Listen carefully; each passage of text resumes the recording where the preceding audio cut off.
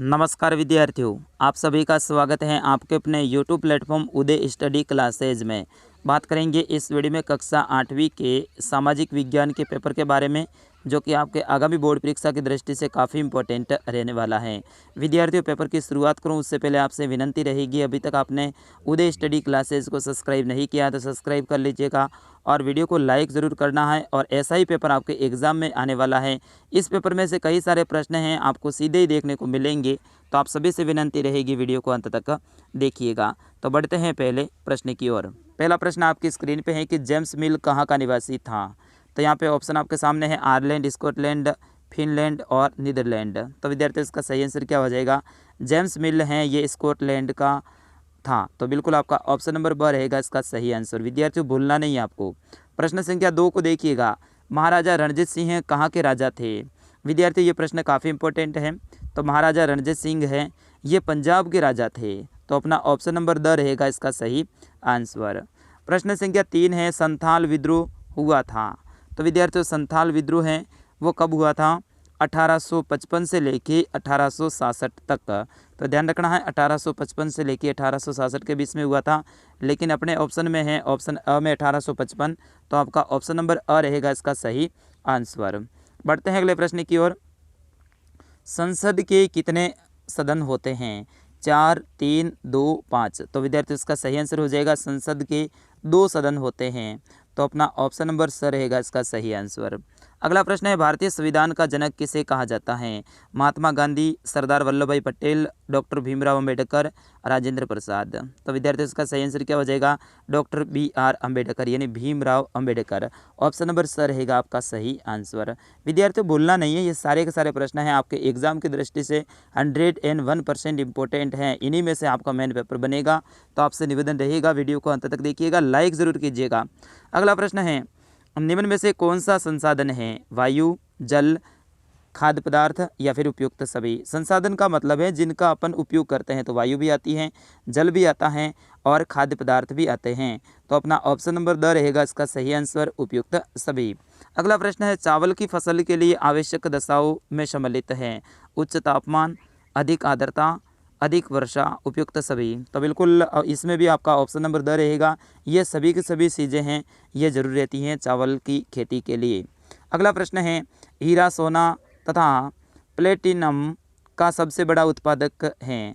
तो इसमें सही आंसर क्या हो जाएगा विद्यार्थियों? अफ्रीका हो जाएगा आपका ऑप्शन नंबर ब। अगला प्रश्न है, ग्राम पंचायत का मुखिया को कहते हैं। तो ग्राम पंचायत का जो मुखिया होता है विद्यार्थी उसको क्या कहते हैं? बिल्कुल इजी प्रश्न है, सरपंच कहते हैं। तो अपना ऑप्शन नंबर स रहेगा इसका सही आंसर। आप बिहार के हैं तो आपको तो पता होगा कि आपके बिहार में मुखिया ही कहते हैं और उत्तर प्रदेश में भी मुखिया ही कहते हैं। अगला प्रश्न देखिएगा, चूना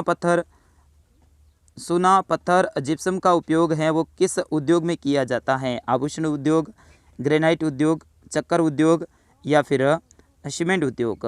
तो विद्यार्थियों इसका सही आंसर क्या हो जाएगा? चूना है, पत्थर है और जिप्सम है, ये कच्चा माल है सीमेंट उद्योग के लिए। तो आपका सही आंसर रहेगा वो रहेगा ऑप्शन नंबर द, सीमेंट उद्योग। आभूषण उद्योग में तो क्या होते हैं? धातुएं होती है जैसे कि सोना, चांदी, ठीक है। ग्रेनाइट उद्योग में क्या होता है? पत्थर होता है। और चक्कर उद्योग में क्या होता है? कच्चा माल, वो होता है आपके गन्ना। अगला प्रश्न देखिएगा, प्रश्न संख्या 11 है कि निम्न में से हुर्डा सम्मेलन की अध्यक्षता है वो किसने की थी? तो विद्यार्थियों, आप सभी को पता होगा हुर्डा सम्मेलन है ये 17 जुलाई 1734 को हुआ था और इसमें जो इसकी अध्यक्षता की थी वो की थी महाराणा जगत सिंह द्वितीय ने। विद्यार्थियों, हुर्डा नामक स्थान है ये कहाँ पे है? भीलवाड़ा में है, ये भी आप ध्यान रखना, ठीक है ना। भीलवाड़ा में यहाँ पे ये हुर्डा सम्मेलन हुआ था और मराठाओं के जो बढ़ते प्रभाव है उनसे अपने राजस्थान के जो राजपूताने के जो राजा थे वो चिंतित थे और उन्होंने है हुर्डा नामक स्थान है वहाँ पे अपना एक सम्मेलन किया था, जो कि किया था 17 जुलाई 1734 को। ये भी आप ध्यान रखना।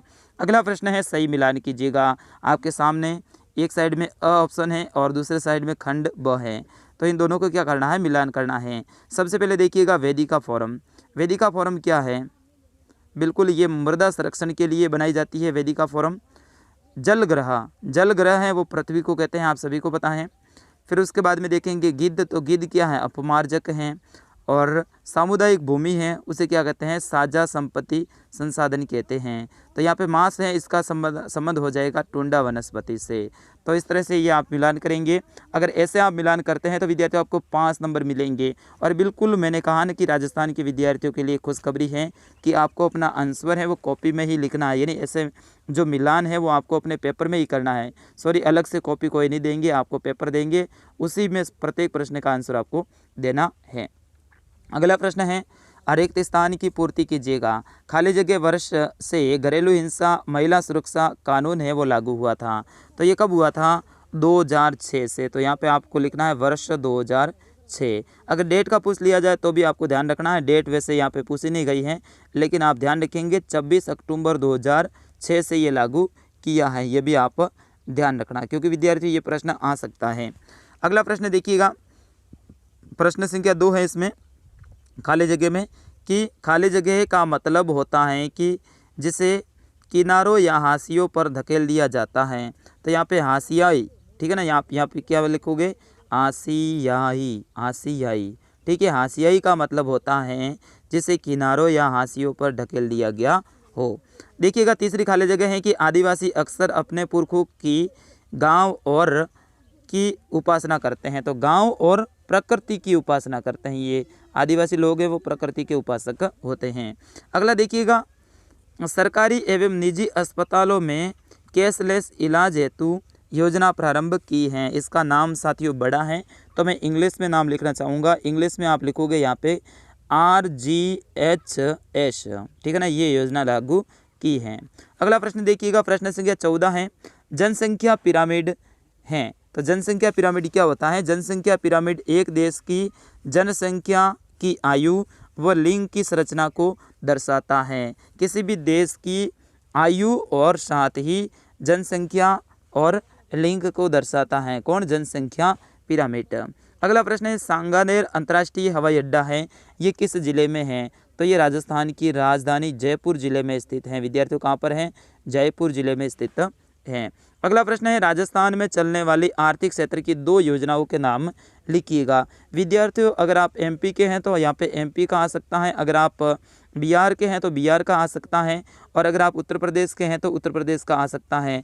अब आएगा कैसे, कि मध्य प्रदेश में चलने वाली आर्थिक क्षेत्र की 2 योजनाओं के नाम लिखिए। यहाँ पे प्रश्न है कि राजस्थान की, तो राजस्थान की बात करें तो देखिएगा, कामधेनु डेयरी योजना है, इंदिरा रसोई योजना है, संपत्ति कार्ड योजना है, राजस्थान राज कौशल पोर्टल है। इस तरह से कई सारी योजनाएं हैं, उनमें से आपको ओनली फॉर 2 लिखना है।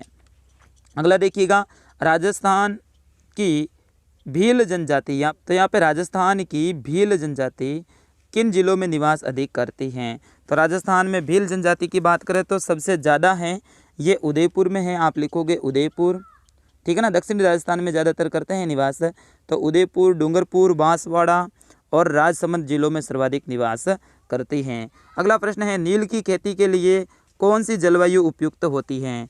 तो विद्यार्थियों नील की खेती के लिए उष्ण और शीतोष्ण जलवायु हैं वो अधिक उपयुक्त होती हैं, और इसमें बारिश की ज़्यादा ज़रूरत होती है। अगला प्रश्न है, भारतीय धर्म निरपेक्षता क्या है। तो भारत का अपना कोई धर्म नहीं है, सभी धर्म हैं वो देश के सामने बराबर है, और इस तरह से राज्य का अपना कोई धर्म नहीं होता। इस तरह से ये होती है भारतीय धर्म निरपेक्षता। अगला देखिएगा, स्वतंत्र न्यायपालिका क्या होती है। तो स्वतंत्र न्यायपालिका ये होती है कि कार्यपालिका और विधायिका से इसे अलग रखा गया है, और ये अपने अनुसार हैं वो न्यायपालिका है वो न्याय करती हैं, और इसको कार्यपालिका और विधायिका है वो प्रभावित नहीं करते हैं। अगला प्रश्न है, आपराधिक न्याय व्यवस्था में सरकारी वकील की क्या भूमिका होती है। विद्यार्थी ये प्रश्न बड़े बड़े हैं, तो इनके आंसर बताऊंगा तो टाइम बहुत ज़्यादा हो जाएगा, लेकिन ये सारे के सारे प्रश्न हैं 101% इम्पोर्टेंट है, तो इनको आप याद करके जरूर जाइएगा। प्रश्न संख्या 22 है, खनिज किसे कहते हैं। पेट्रोलियम को काला सोना क्यों कहा जाता है। तो खनिज किसे कहते हैं, ज़मीन के खोद कर जो अंदर से रासायनिक पदार्थ, विभिन्न प्रकार की धातुएँ वगैरह निकाली जाती हैं, उन्हें खनिज कहा जाता है। खनिज है वो धात्विक खनिज भी होते हैं और अधात्विक खनिज भी होते हैं, और साथ ही ऊर्जा खनिज भी होते हैं। तो खनिज 3 प्रकार के होते हैं, आप ध्यान रखना है, धात्विक खनिज, अधात्विक खनिज और ऊर्जा खनिज। पेट्रोलियम को काला सोना क्यों कहा जाता है विद्यार्थियों, ये आप जरूर लिखिएगा। अगला प्रश्न है आहुआ के ठाकुर खुशहाल सिंह का 1857 ईस्वी के संघर्ष में योगदान को स्पष्ट कीजिए विद्यार्थियों। वेरी वेरी मोस्ट इम्पोर्टेंट है, ये राजस्थान के विद्यार्थियों के लिए इम्पोर्टेंट प्रश्न रहेगा। अगला प्रश्न है मंगल पांडे कौन था और 1857 के प्रमुख नायकों के नाम लिखिएगा। विद्यार्थियों ये भी प्रश्न है ना, बेहद ही इम्पोर्टेंट है। मंगल पांडे कौन था, ठीक है ना, तो आप ध्यान रखना है। मंगल पांडे है वो भारतीय स्वतंत्रता सेनानी थे जिन्होंने 1857 में भारत के प्रथम जो स्वाधीनता संग्राम है उसमें महत्वपूर्ण भूमिका निभाई थी। विद्यार्थियों ये कहाँ पे काम करते थे, तो आपको ध्यान रखना है ये ब्रिटिश ईस्ट इंडिया कंपनी की जो 34वीं बंगाल इन्फेंट्री जो हैं वहाँ पे सिपाही थे। और इनका जन्म की बात करें तो इनका जन्म है वो 19 जुलाई 1827 को नगांव में हुआ था और इनकी मृत्यु है वो 8 अप्रैल 1857 को बैरकपुर में हुई थी। और इसी में देखो दूसरा प्रश्न भी पूछा गया है कि 1857 की क्रांति के प्रमुख नायकों के नाम लिखिए। विद्यार्थियों ये आप भले भारत के किसी भी राज्य के विद्यार्थी हो, आपके पेपर में ये प्रश्न सपने वाला है, तो आप ध्यान रखना है। भारत में 1857 की क्रांति के प्रमुख नायकों की बात करेंगे तो नाना साहेब, रानी लक्ष्मीबाई, तात्या तोपे, बहादुर शाह जफर, मंगल पांडे, कुंवर सिंह और मौलवी अहमदुल्ला, ये प्रमुख नायक थे। तो ये नाम आप लिखोगे तो बिल्कुल आपको यहाँ पे 3 नंबर मिलेंगे। अगला प्रश्न है ज्योतिराव फुले के सामाजिक विचार तथा लड़कियों को स्कूल न भेजने के पीछे लोगों के पास में कौन कौन से कारण थे। सबसे पहले आपको लिखना है ज्योतिराव फुले के सामाजिक विचार, फिर उसके बाद में लड़कियों को स्कूल न भेजने के पीछे लोगों के पास में कौन कौन से कारण थे, ये आपको लिखना है। इनमें कई सारे कारण थे कि लड़कियां हैं वो जल्दी विधवा हो जाएगी, ठीक है ना, घर के काम नहीं करेगी वगैरह वगैरह, ऐसे जो कारण हैं लोगों के पास में वो आपको लिखने हैं, जो कि आपके सर ने किताब पढ़ाते वक्त आपको बताया होगा। मैंने तो इस प्रश्न को है ना मेरे विद्यार्थियों को रटवा दिया है। शायद इस प्रश्न को भले कितना ही बड़ा लिखना हो मेरे विद्यार्थी लिख देंगे जहाँ पे मैं पढ़ाता हूँ। अगला प्रश्न देखिएगा, प्रश्न संख्या 26, नवीकरणीय तथा अनवीकरणीय संसाधनों में अंतर स्पष्ट कीजिएगा। एक तो होता है नवीकरणीय संसाधन और एक होता है अनवीकरणीय संसाधन, दोनों के अंदर अंतर स्पष्ट करना है। तो इस तरह से तालिका बना के आपको उत्तर लिखना है। सबसे पहले नवीकरणीय संसाधन, ये वे संसाधन होते हैं जो कि उपयोग करने के बाद में पुनः पूरित हो जाते हैं, यानी दोबारा से नए रूप में आ जाते हैं। जैसे इसका उदाहरण देना है आपको तो आप लिखोगे पवन ऊर्जा और सौर ऊर्जा। कौन कौन से लिखोगे, पवन ऊर्जा और सौर ऊर्जा, ये कौन से संसाधन है, नवीकरणीय संसाधन है। अनवीकरणीय संसाधन ऐसे होते हैं जिसका उपयोग करने के बाद में इसको नया बनने में लाखों हजारों साल लग जाते हैं तथा पुनः उपयोग के लिए ये उपलब्ध नहीं होते हैं, उन्हें क्या कहते हैं, अनवीकरणीय संसाधन कहते हैं। जैसे कि कोयला हो गया, विद्यार्थी आपको पता है ना कि कोयले बनने में है ना बहुत ज़्यादा टाइम लगता है। जैसे पेट्रोलियम हो गया, ठीक है ना, तो ये क्या है, अनवीकरणीय संसाधन है। अगला प्रश्न है जलियांवाला बाग हत्याकांड पर लेख लिखिएगा। विद्यार्थियों जलियांवाला बाग हत्याकांड के ऊपर आपको लेख लिखना है। मैं थोड़ा थोड़ा इनके बारे में बता देता हूँ कि जलियांवाला बाग हत्याकांड है ये अमृतसर पंजाब के जलियांवाला बाग में हुआ था। और कब हुआ था, तो आपको ध्यान रखना है 13 अप्रैल, ठीक है ना, 13 अप्रैल 1919 में हुआ था, ये आप ध्यान रखेंगे। और जनरल डायर ने हैं वो यहाँ पे अंधाधुंध गोलियां चलाई थी और इसमें हजारों लोग हैं वो मारे गए थे। अगला प्रश्न देखिएगा, असहयोग आंदोलन क्या है और गांधी जी ने असहयोग आंदोलन के दौरान क्या कार्य किए। अथवा में ऑप्शन आपके सामने मिल जाएगा, राष्ट्रीय कांग्रेस की स्थापना के लिए उत्तरदायी परिस्थितियों की विवेचना कीजिए। विद्यार्थियों इन दोनों प्रश्नों को आप रट के जाइएगा, मैं पहले ही कह रहा हूं, क्योंकि ये आपके एग्जाम की दृष्टि से 101% इम्पोर्टेंट रहने वाले हैं। अगर आप याद करके नहीं गए तो बाद में पछताएंगे। अगला प्रश्न है जल उपलब्धता की समस्या को स्पष्ट करते हुए जल संसाधनों के संरक्षण के उपायों को स्पष्ट कीजिए। अथवा में ऑप्शन मिलेगा प्राकृतिक वनस्पति के वितरण का वर्णन कीजिएगा। प्रश्न संख्या 30 है भारतीय संविधान के प्रमुख लक्षणों की विवेचना कीजिए। या फिर वाणिज्य कृषि और निर्वाह कृषि से आप क्या समझते हैं। विद्यार्थियों ये प्रश्न आपके लिए बोनस के रूप में है, क्योंकि वाणिज्य कृषि बिल्कुल इजी है, इनको याद करना बेहद ही इजी है। वाणिज्य कृषि वे कृषि होती है जिसका उद्देश्य पैसे कमाना हो और इसमें अधिक पूंजी की, अधिक श्रम की और अधिक मेहनत की आवश्यकता होती है। जबकि निर्वाह कृषि ऐसी कृषि होती है जिसका उद्देश्य ओनली फॉर होता है कि अपने परिवार का भरण पोषण करना हो, जिसमें कम मेहनत की आवश्यकता होती है और ये परिवार के या फिर घर के सदस्यों के द्वारा सहयोग के द्वारा ये की जाती है। तो इनके बारे में आप ऐसे सारणी बना के लिखेंगे विद्यार्थियों, और बिल्कुल ईजी प्रश्न है, एक बार आप देख लेना, आपको याद हो जाएगा। अगला प्रश्न है, राजस्थान के मानचित्र में कोई 5 स्थान को दर्शाइएगा। राजस्थान के मानचित्र में कोई 5 स्थान को आपको दर्शाना है। विद्यार्थियों ये तो बिल्कुल ईजी सा प्रश्न है, ठीक है ना। राजस्थान के मानचित्र में 5 स्थान, जैसे कि अजमेर।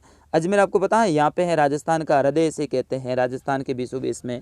फिर उसके बाद में कोटा, तो कोटा ये है यहाँ पे है, आप ध्यान रखना, कोटा यहाँ पे है। फिर उसके बाद में ये बोल रहे हैं उदयपुर, तो उदयपुर है ये दक्षिणी राजस्थान में है यहाँ पे। फिर इसके बाद में ये बोल रहे हैं जोधपुर, तो जोधपुर यहाँ पे है अजमेर से ठीक ऊपर और नागौर के पास में, ठीक है।